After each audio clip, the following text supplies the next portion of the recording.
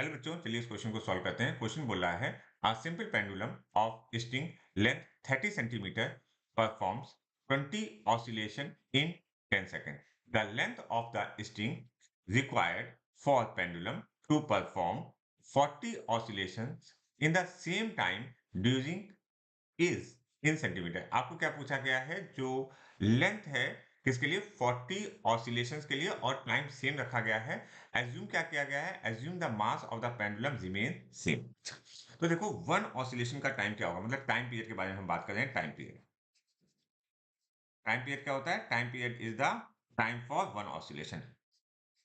तो पहले वाले केस के लिए टाइम पीरियड जो होगा T1 इज इक्वल टू कितना होगा? 10 सेकेंड, और हमने कितने?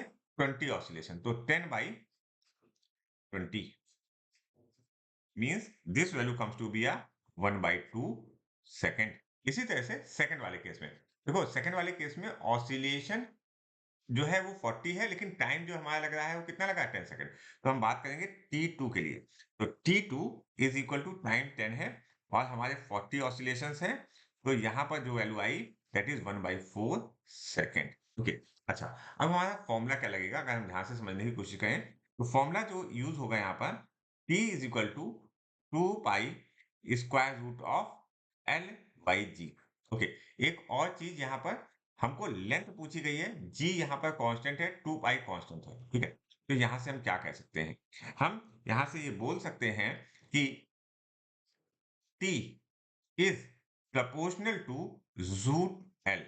जी भी कांस्टेंट है, या आप ऐसे भी लिख सकते हो T square is proportional to L, ठीक है। तो अगर हम इसको लिखें तो यहाँ पर मैं स्पेस बनाता हूं, ठीक है।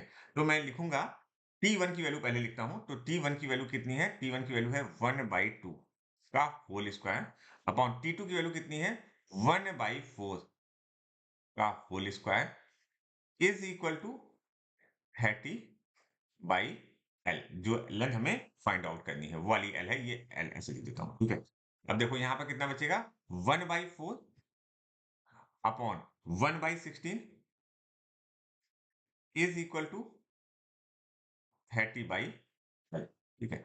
अब देखो, 4 इंजा 16, अच्छा, ये 4 ऊपर चला जाएगा, और एल के साथ जो आएगा that is L is equal to 30/4 आएगा, 30/4 आएगा। और जब आप इसको सही से कैलकुलेट करोगे that value comes to be 7.5 centimetre. तो हमारा ऑप्शन कौन सा सही है? Option 1 is correct for this question.